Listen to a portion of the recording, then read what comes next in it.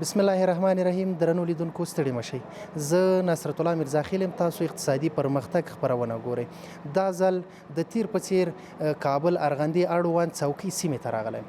غواړم د اقتصادي پرمختګ خپرونه د تصفیې د دستګاو د یو کارخونې لپاره ځانګړې کړم. دا چې دغه کارخونه په څومره لګښت سره جوړه شوې ده. په دغه کارخونه کې د ورځې په څه شمیر تولید ترسره کیږي. د معیار او کیفیت په برخه کې هیوادوالو ته دوی څومره ډاډ ورکوي. نور حال په خپرونه کې راسره وګورئ. هیواد ساتنه غواړي، بیا رغون غواړي، لاس ته راوړی بارمران پالا. اقتصادي وده په یو وخت کې د یو هیواد په اقتصادي نظام کې د تولید شویو توکو او چوپړتیاو د انفلاسیون سره سم د بازار په ارزښت کې د زیاتوالي یا ښه والي په توګه یادولی شو. کارپوهان په دودیزه توګه دا ډول وده د واقعي ناخالص کورني تولید په سلنه کې د زیاتوالي په بڼه محاسبه کوي. د اسلامي امارت د مسؤلینو په خبره د اسلامي امارت اقتصاد محوره پالیسي د هیواد د اقتصاد لپاره لومړیتوب لري. هر څوک چې په هر برخه کې د هیواد د پرمختګ لپاره کار کوي، اسلامي امارت یې ملاتړ کوي. ځان دې په کار دی غم د هیواد غم. پیریزی اقتصاد تولید محور و از صادرات محور از اهداف اساسی امارت اسلامی هست. تمرکز نظام بر تولید ملی و حمایت از شرکت ها و کارخانه های تولیدی هست. ما میخواهیم با اتکا به اقتصاد تولیدی کشور خود را به تدریج به طرف خودکفایی سوق بدیم. اقتصادي وده په هغو هیوادونو کې زیاته وي چیرته چې د تولید ظرفیت زیات وي، یعنی زیات خدمات او اجناس تولیدیږي. د اقتصادي ودې کلمه پراخ مفهوم ته په کتو ویلی شو چې اقتصادي وده د یو هیواد د اوسیدونکو د ژوند سطح لوړوي او د عوایدو د زیاتوالي سبب کیږي. ځکه نو په نړۍ کې د ټولو هیوادونو لپاره د اقتصادي ودې لاسته راوړل یو منطقي هدف دی. خو په دې اړه تر اوسه هیڅ هیواد توافق نه دی کړی چې څومره کلنۍ اقتصادي وده باید ترلاسه شي. بیا بل هری بریان برخمن پاتې شو، په حقانیت به مو بیا ټوله نړۍ پیژني.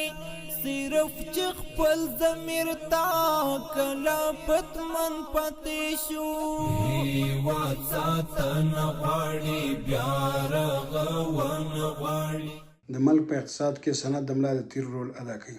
هر مملکت چې هغه خودکفا وسی، په خپل تولیداتو باندې اتکا کړی وسی او د وارداتو کچه کمه وي او د تولیداتو کچه او د صادراتو کچه لوړه وي، هغه په اقتصادي برخه کې او د کاریابۍ برخه کې په ټولو برخو کې هغه مخ په وړاندې روان وسی. افغانستان یو وارداتي ملک دی. په دې کې د صنعت د وړو فابریکونو یعنی د 15,000 ډالرو نه نیولې تر 10,000 تر 1,00,000 تر 100,000 یعنی 10 میلیونو ډالرو پورې سرمایه گذاري په هر برخه کې ډیره ضروری ده چې په افغانستان کې وشي. که په رښتیا سره موږ غواړو چې په اقتصادي برخه کې موږ رشد وکړو، د وارداتو چې د ورځې تقریبا یا په کال کې موږ تقریبا 12 میلیارډ ډالر تجارت لرو، هغه کې 2 میلیارډ موږ څه کم صادرات لرو. نو دا تجارتي یعنی راکړه ورکړه کې دا یو ډیر منفي تاثیر اچي. که چیرته موږ په دې کار وکړو چې په کومو برخو کولی شو په افغانستان کې د ملک صنعتي کو سرمایه گذاري لپاره زمینه برابره کو او دغه ځوانان چې هغه د بیکارۍ نه در په در ګرځي، په دریابونو کې ځان غورځوي یا ځنګلونو کې خپل ژوند د لاسه ورکوي، یا د دوی استعداد او توانمندي په خارجي د حکومتونو یا مملکتونو کې مصرفيږي، دوی ټول په افغانستان کې پاتې شي او دلته به دوی کار کوي. د دوی لپاره به د کار زمینه وسی او یعنی دغه فکری یا توانمندي او سرمایه ټول چې منسجم شي د افغانستان په اقتصادي برخه کې او صنعتي برخه کې ډیر مهم رول ادا کولی شي. یعنی صنعتي فابریکې که هغه وړه وي که غټه وي، د افغانستان په اقتصاد کې او د بیکارۍ په ختمولو کې ډیر مهم رول ادا کوي. چې امارت اسلامي نظام غوښتنه ده چې په دې حق باندې هم مشورې وکړي، هم پلانونه جوړ کړي. ځکه موږ او تاسو ګورو ورځ کې هر ورځ زموږ په زرهاو کسان د ملکونو نه ډیپورټ کیږي، افغانستان ته راځي، د پاکستان نه مهاجرین را روان دي، د ایران نه را روان دي. یوازینی هغه برخه ده چې هغه صنعتي برخه ده چې هم خلکو ته کار ورکوي او هم خلکو لپاره د تولید زمینه برابرېږي. نو په صنعتي برخه کې ډیر مهم دی چې کار مشترک وکړو. د اوسنی نړۍ زیاتره هیوادونه هڅه کوي چې اقتصادي وده ترلاسه کړي او د هر هیواد پالیسي جوړونکي هڅه کوي چې همدې هدف ته د رسیدو په موخه پالیسیانې جوړې کړي.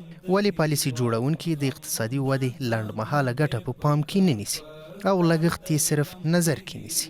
پالیسي جوړونکي باید دا هیر نه کړي چې اقتصادي وده محدوده ده، ځکه چې په اقتصاد کې منابع محدود دي او هر اقتصادي فعالیت فرصتي مصارف لري، په دې معنی چې د یو واحد یا زیات تولید په ترسره کولو سره موږ بل تولید له لاسه ورکړو. لاس پلاس مکین پام زار دشم زار خاغلیا ایلا منصب پروا ایمیدن یغلیا لاس پلاس. خب زمانی که یک فابریکه و یا کارخانه در کشور احداث میشه، این میتونه 3 پیامد به همراه داشته باشه. اولی که به مردم زمینی کار و اشتغال مهیا میشه، دوم میتونه جلوگیری از خروج ارز به بیرون از کشور بکنه و سوم پیامدش است که ما را کمک میکنه که حرکت بکنیم به طرف رشد اقتصادی. حالا به خاطر حمایت از تولید و حمایت از سرمایه گذاری ها یک مثلثی وجود داره که در یک زل از حکومت، در زل دیگهش ملت و در زل سوم شام که این مثلث میتونه تکمیل بکنه خود تولید کننده ها قرار داره. حکومت مسئولیت داره تا تماما عوامل تولید به بخش سکتور خصوصی و یا به سرمایه گذار مهیا بسازه، مثل زمین، برق، دسترسی به امکانات مالی و معافیت مالیاتی. اینا جمله مسئولیت ها و وظایف حکومت است که بتونه هم امکانات مهیا بسازه و هم واردات مدیریت بکنه. در زل بعدی از او ملت قرار داره. به خاطر حمایت از تولید داخلی ملت هم مسئولیت داره تا آنچه در داخل کشور تولید میشه از او استفاده بکنن و مصرف بکنن تا هم سطح تولید بلند بره، هم زمینی کار پیدا شه با جوانان از مملکت و هم ما بتونیم صادرات داشته باشیم. و در قسمت اخیر این زل که خود تولید کننده های ما قرار داره، در صورتی که ما بتونیم بالای کیفیت و قیمت تمرکز بیشتر داشته باشیم، قیمت و کیفیت ما در مارکت در مقابل کالای خارجی رقابتی باشه، بدون شک که گرایش مردم به خرید تولیدات داخلی بیشتر میشه. بنابراین از هر طرف که شما به تولید و سرمایه گذاری در کشور نگاه بکنین و یا او را حمایت بکنین، بدون شک که میتونه مشکل فقر و بیکاری را در کشور خاتمه بده و تنها راهی که میتونه معضل فعلی اقتصادی مملکت حل بکنه رفتن به طرف یک کشور تولیدی شدن و جذب سرمایه گذاری های خارجی و داخلی. اقتصاد پوهان د هغه اقتصادي ودې لوړوالي ته چې د عواملو د اغیزمنې کارونې لکه د کار د فزیکي پانګې د انرژۍ یا د موادو مولدیت د زیاتوالي په پایله کې رامنځته شي، دې ته پیاوړې وده وایي. نو ویلی شو چې په هر هیواد کې د تولیدي کارخونو شتون له یوې خوا د کاري فرصتونو زمینې برابروي او له بلې خوا د کورنیو تولیداتو له پلوه پر ځان بسیا کیږي. په پلازمینه کابل کې یوه ستره کارخونه چې د لوګي او بدبوی د تصفیې په برخه کې دستګاوې تولیدوي. د دې کارخونې مسؤلین وایي کوښښ کوي په راتلونکي کې تولیداتو کچه لوړه او پراخه کړي.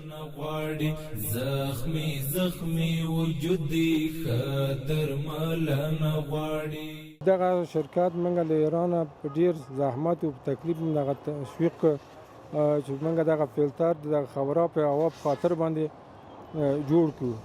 نو ما په اول ورځ باندې وزارت تجارت کې د خبره ورته وکړه رئیس ته چې منګه دغه زحمت باسو، دغه منګه تکلیف باسو او منګه دغه خپل پیسې مصرفوو په خاطر د دې باندې چې دغه منګه د وطن ته منګه ګټه ورسیږي او ډیر خلک منګه سره په کار کیږي او دغه د دود مخنیوي ان شاء الله منګه کوو په ضمانت باندې 90% منګه د اطمینان ورکړي.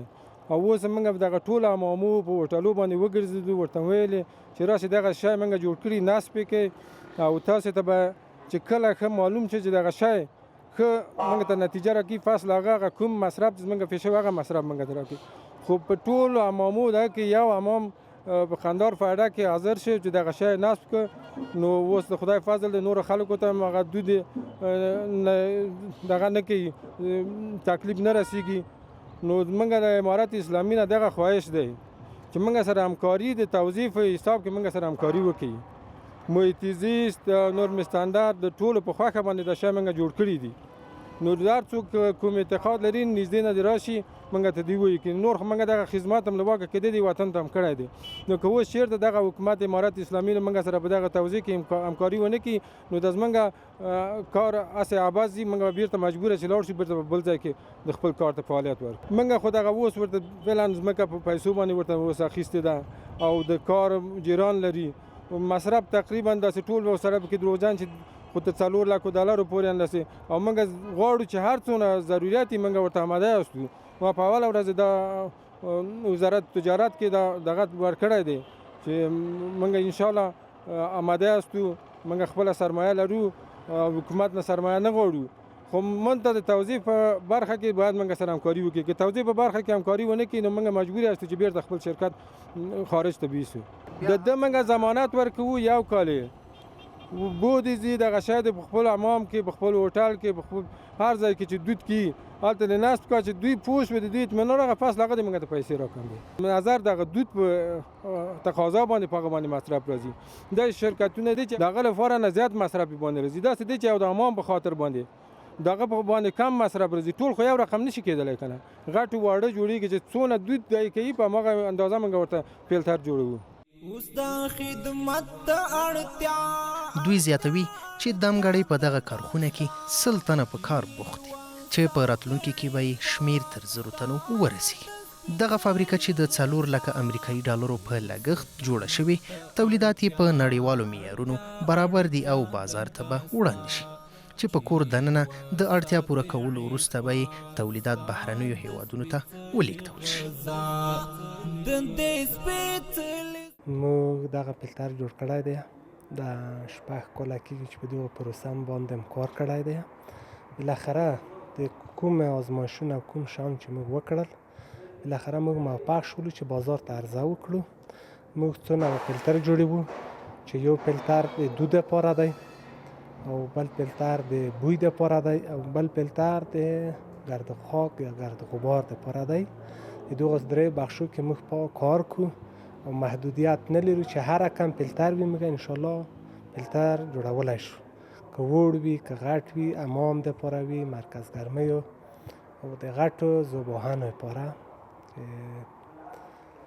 غټ فابریکې دي او د سیمنټو فابریکې دي په افغانستان کې د هر کم فابریکې لپاره موږ آماده یو چې فلټر جوړ کړو او څو نوع فلټر چې موږ لرو مثلا یو دغه نوع فلټر دی چې دا غټ دی وړ ډیزاین هم جوړ کړی چې دا په غټه سطح مثلا جوړیږي چې ډېر غټ راځي نو د هر نوع فلټر موږ جوړولی شو موږ آمادګي لرو د هر شي لپاره فلټر جوړ موږ ته 6 کاله مخکې دغه ذهنیت تر مخته شو ما په خپله پیرون کې ژوند کړلو او دا فلټر ما هلته جوړول نو دلته دوستان تقاضا وکړله 6 کاله مخکې چې راشئ خو متاسفانه وخت داسې همکاري ونه شوله موږ بیرته ولاړلو ایران ته نو اوس بیرته راغللو انشاءالله چې دولت موږ نه حمایت وکړي امارت اسلامي او وتوانېږو دغه پروسه موفق کړو 6 کاله مو د پروسه کار کړی دی او مختلف اړخو کې موږ هغه کړی د بازار ته نه دی عرضه کړي د دوی په خاطر چې موږ وتوانېږو یو معیاري شی جوړ کړو چې بعد بیمانه نه وو او مشتری هم ناراضي نه وي نو هغه کوم ټیسونه او کوم شیان چې وي موږ عملا به هغه ساحه هم بیا ووینو موږ امامو ته نصب کړي دي د 2-3 کاله امامو ته موږ فلټر نصبوو نوعیت مختلف چې موږ وتوانېږو چې هغه معیار چې کوم غواړو هغه ته ځان ورسوو نو اوس هغه حتی موږ رسېدلي یو چې موږ دغه فلټر بازار ته عرضه کړو د هر نوع شیان چې لپاره وي ډېری وخت خلک موږ ته زنګونه ځینې خلکو څخه کېدلي یو د چرګانو د دانې فابریکه ډېر بد بوی کو نو موږ هغو ته هم فلټر جوړولی شو د نورو شیانو لپاره چې کله ګرد خاک او بوی کا او دود کا هغه په هره کچه کې وي موږ د هغو لپاره امیدګي لرو چې فلټر ورته جوړ کړو او دغه په کندوز کې ده په بغلان کې یوه فابریکه ده د سیمنټو ډېر ګرد خاک نو که کله تقاضا موږ نه وشي هغو ته موږ فلټر جوړولی شو نو موږ کوم محدودیت نه لرو او دا هغه لري چې نور هم په خپله فابریکه کې پانګونه وکړو او ښه ماشینري د سطحه د دنیا راوړو په خپله فابریکه کې وکړو.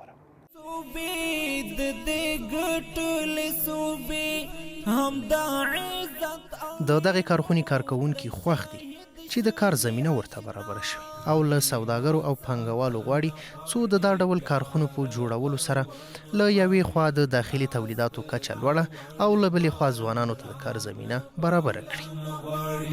غم د ځان دی په کار دی غم د هیواد غم د ځان دی په کار.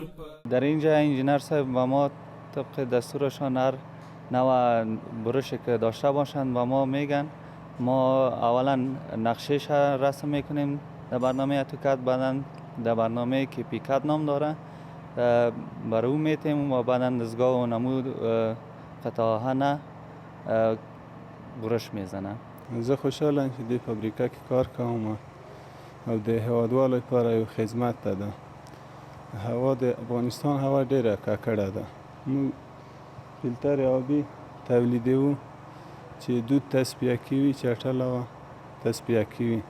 نو زه خوشحالم چې دلته کار کوم. د امارت اسلامي هم درخواست داده چې ځوانان تشویق کړي، پانګوال تشویق کړي چې نور هم داسې فابریکې جوړې شي او د ځوانانو لپاره د کار زمینه برابر شي او د هیواد د پیشرفت لپاره کار وکړي. موږ ټول په یو ښه معیار سره په یو ښه معیار موږ کار کوو. انشاءالله موږ کوشش کوو چې په یو ښه معیار دغه فلترونه د تصفیې د دود لپاره چې دي دغه جوړ کړو. اقتصادي شنونکي وایي افغانستان د جګړې له ډګره تازه راګرځېدلی هیواد دی چې د اسلامي امارت په بیا واکمنېدو سره پکې د داخلي تولیداتو کچه زیاته شوې او اوس مهال دغه هیواد په ډیرو برخو کې پر ځان بسیا دی. هغه سپیره ګلالۍ حاضرېدلی ګلاب هغه زخمي طالب جان په زړه داغلی ګلاب هغه سپیره ګلالۍ. د هر هیواد په اقتصادي سکتور کې داخلي تولیدي فابریکات، کارخونې او شرکتونه همداراز صنعتي شرکتونه یا فابریکات د هغه هیواد د اقتصادي پیاوړتیا په برخه کې اساسي او د ملاحظې تیر خاصیت لري او مهم رول لوبوي. په افغانستان کې د مسلکي، علمي او بشري قوې د په کار مشغولولو او دغه ځوانو کادرونو بهر ته له تېښتې څخه په مخنیوي کې مهم رول لوبولی. له بل اړخه د هیواد په داخلي تولید او صادراتو کې د زیاتوالي سبب کیږي او د وارداتو د کمبود او مخنیوي کې مهم رول لوبوي. معیاري ښارونه هغه ښارونه دي چې ښاریان یې تل د خپل ښار او چاپیریال په پاک ساتلو کې ځانګړې ونډه لري او باید دا وشي چې د ښاروالۍ ترڅنګ هیوادوال هم په دغه برخه کې ګډون وکړي او د هوا د ککړتیا مخنیوی وکړي. د کابل ښاروالۍ ویاند یې په اړه داسې وایي. اصناف مختلف در شهر کابل فعالیت میکنن، خصوصا اصناف که از زغال سنگ استفاده میکنن. اینا باید فیلتر معیاری داشته باشن و این فیلترهای معیاری یک تعدادشان در افغانستان و بعضیشان هم خارجی هستند. داشتن فیلتر به خاطر اصناف که از زغال سنگ استفاده میکنن و باعث ایجاد آلودگی در هوا میشه بسیار مهم و ضروری است و شهروالی کابل تمامی اصناف، چه حمام‌ها باشد، چه فابریک‌ها باشد، چه کوله‌های خشت باشد، کاملا بررسی میکنه تا از این راستا بر شهروندان عزیز کدام ضرری نرسه. ما شما میدونیم که شهر کابل یک شهر است که دارای تراکم جمعیت بسیار زیاد است. در نقاط بسیار خرد جمعیت‌های بسیار زیاد است. فلهذا در اینجا بعضی از موضوعات دیگه هم که در قسمت راستای فرهنگ شهرنشینی و همچنین در کنارش نیازمندی‌های شهر است بسیار مهم باشه. یکی از این موارد بودن هوای پاک است. شهروالی کابل جدا از مباحث نهالشونی و دیگر مواردی که داره در قسمت تمام اصناف که باعث ایجاد آلودگی هوا میشه اجراءات مکمل خود را انجام میده و خواهش ما از تمام شهروندان و او اصناف و حتی فابریکدارایی است که در این راستا توجه جدی را انجام بدن. در غیر صورت شهروالی کابل مطابق اصول و قانون اجراات میکنه. د کابل په کمپنۍ سیمه کې یو تن حمام لرونکی چې د همدې کارخونې تولید شوي دستګاه یې د دود د تصفیې لپاره لګولې د کارخونې د تولید څخه خوښي څرګندوي. ما راضی هستیم از پیشش، 100% راضی هستیم از تولیدات داخلی خود افغانستان هم راضی هستیم، از اینکه کارکردش عالی است، از کارکردش هم راضی هستیم، از اینکه مردم از چیزهای خارج استفاده میکنن، از چیزهای داخلی خود افغانستان استفاده کنن. ما بسیار راضی هستیم. به حساب نتیجه و چیزایش کلگیش 100% برای ما نتیجه داده، کار میکنه، فعلا هم چالان است که نتیجهش خوب است، نتیجهش عالی است.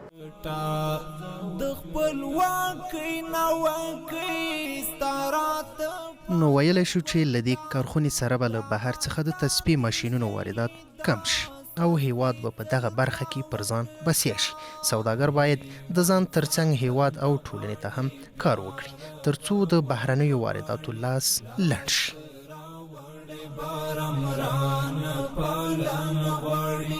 غم د ځان دی پکار پکار دی غم د هیواد غم د ځان دی پکار پکار دی غم د هیواد زخمی زخمی وجودی خدر ملن غواړي زخمی زخمی وجودی خدر ملن غواړي.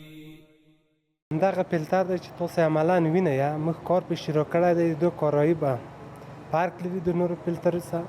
دا موږ جوړ کړی دی چې اتومات دود تخلیه وکړو.